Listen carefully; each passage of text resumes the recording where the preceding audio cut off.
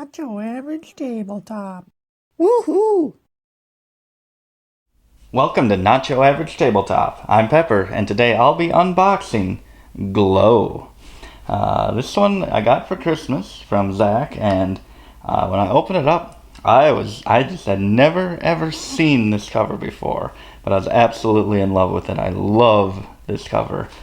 Just the style, the black and white is just so cool, so striking, so iconic looking. And then you have all these different creatures here. It's just, I don't know, it's an amazing cover. One of my favorites in our collection, I would say. So immediately was like, whoa, what is this? And I'm very excited for this. And then the artwork's actually from Ben Basso and Vincent Dutrait, which I've never seen. I don't know Ben there, but Dutrait, I would not have guessed that this was his style. I've just never seen him do anything, and maybe he does more in the game, and maybe the cover isn't him. I'm not sure, but just once I saw that name, I was like, wow, I've never seen anything like this from him. But yeah, I was pretty interested in this just immediately. Just like I said, it's just an amazing cover. And I'd never heard of the game, and I still don't know much about how it plays. I've looked at the back of the box and the front of the box, and that's about it. But yeah, learn to play in minutes. Well, I mean, anything could be minutes. 10 million years could be broken down into minutes. So we'll see. This looks like it's 15, 16 pages here. Looks like that's just more extra detail here. The actual end of game page is going to be page 13, which isn't an overly long rule book. Looks like there's going to be some pretty cool components in here. Not sure. Looks decently laid out. Hopefully it's a good rule book. Maybe we'll remember to let you know in our first impressions. Have some different, ooh, these are different on the different sides. So some cardboard tokens with 2 feet and 1 feet. 1 feet, 1 foot. Double potion, single potion. They do have some icons in there, which are really cool. Kind of not sure if there's bugs in there or what, but it's pretty cool. And these look like possibly re-roll symbols, which I think there's dice in here, so those must be re-roll tokens. And these ones, I'm not sure what they are. I assume this is the first player token, which I really like the look of that. And these are different things. Not sure exactly what they do, but it looks like pretty, not too much symbology. Obviously a lot of symbols, but nothing too complicated. It should be pretty clear. I assume these are maybe different types of resources, and this is a wild, and pretty simple as to what they do once you read through that rulebook. And then more style of artwork similar to that cover, and looks like a different board, I assume, for player count. And let's check. So the score, which Zach always wants to know, this goes to 100, which is very nice. It's always weird when they go to some odd amount, like 65 or something like that. But yeah, I really like the look of this board. It's kind of keeping with that style, but with a lot more pops of color. Yeah, I feel like if they didn't have that pop of color, all of these symbols would get lost very easily in here. But yeah, very cool, kind of a map looking board here.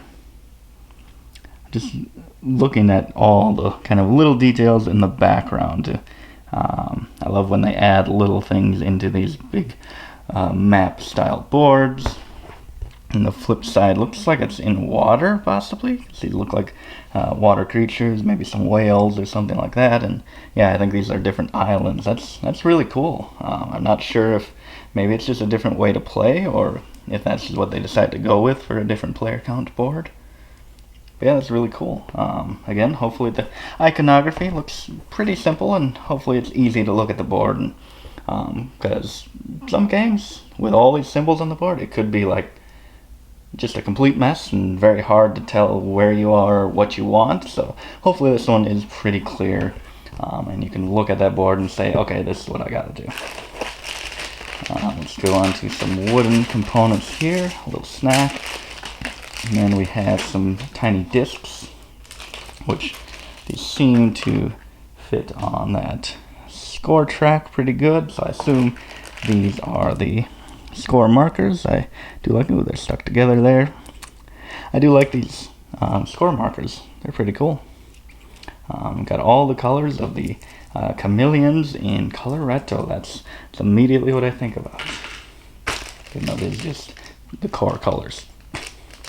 Then on to some little houses.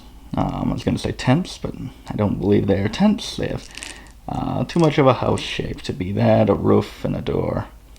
Pretty cool tokens. I like the player colors that they chose. I mean, they're pretty basic player colors, but it's not like they threw in like black as a player color, which I never enjoy. It's just so hard to see, especially on our table, which we have a rug on that is also black. But speaking of black, we have some black ships here, as well as some white ones, some gray ones, as well as some more just plain wood color ones. I like the wood ones and the white ones. I feel like the gray and the black could be mixed up in the right lighting, but I do really like the shapes of these. Pretty cool, because yeah, it's not even like straight up just like a triangle on whatever that shape is, because it's kind of slanted backwards a little bit, this little point here. I think that's really nice detail. Instead of, could have been a little simpler, but I think they went that extra little bit to make it even better. And then we have meeples here, which are small little meeples, kind of an oval egg-shaped head sideways, kind of like Stewie Griffin. That's what I'm thinking about. Often thinking about Stewie Griffin. And let's go on to, should we do cards or dice or board? We'll go on to this board here. It's just one-sided, although with the artwork style, maybe this is a side that you use. Very cool. I assume this will be the different, not sure, it has different resource icons down there. Not sure what this will be used for, but really like this artwork style. It's just something unlike anything that we have. Yeah, really cool. Really cool. Let's go on to the dice. That'll be easier to open right now. So we have big dice and small dice. So small first. These are so cool. These are translucent. You can see through them, but then they also have those colors on them.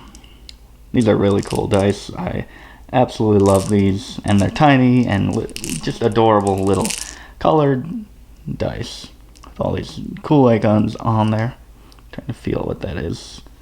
Not sure how that icon is printed on there. Sometimes you can kind of feel the texture of it. I cannot feel it on this one, so not sure what they use to do it. Hopefully it stays on there pretty good. But yeah, love the look of those. And I assume these ones will just be larger versions of them. Kind of just do a little comparison. So the smaller ones are just slightly, okay, trying to get it to focus, so you can kind of see through the smaller ones a little better. These ones are a little foggier or a little more matte type feeling, or looking for translucency, and this one's a little shinier, a little clearer, I guess, is a word. But yeah, I think these are probably the same icons on them. I'm not sure. But yeah, I just really love any custom dice in games, especially really colorful ones. And I think these ones definitely qualify for that. Really enjoy those dice. Looking forward to rolling them all the time. And we have some cards here. Hopefully we can open these.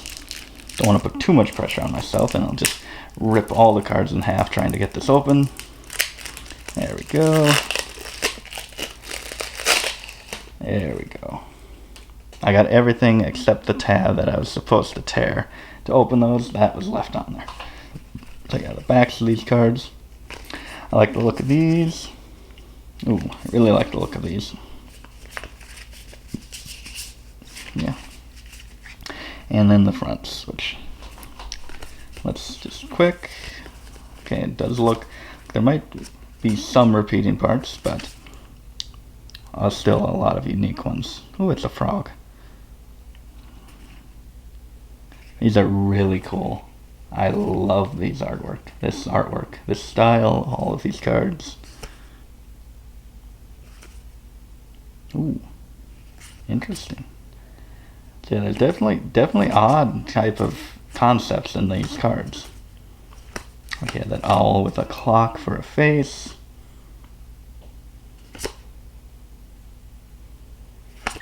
Yeah, these are really... Ooh, that's kind of scary right there.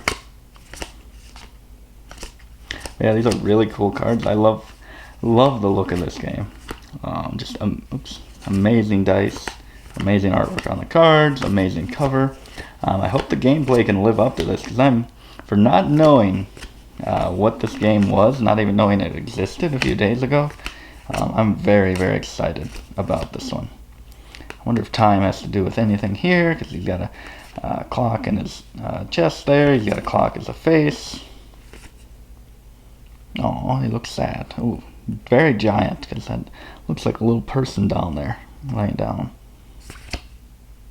Oh, very sad. Why so sad? Kapow, whatever your name is, or Caporo. But yeah, these are very, very awesome artwork. I love the components in this game. I cannot wait to play this one. I'm not sure how complicated this one is. Didn't seem overly too much in the rules. Looks like 45 minutes, so it should be a pretty quick one as well. Really looking forward to trying this one. Hopefully it lives up to the production that it has, which is amazing. Check out the description below for a link to our first impressions video on Glow, and hear what we thought about it. If you have thoughts on this, leave them below. But otherwise, thank you so much for watching, and as always, don't forget to keep on nibbling on our content.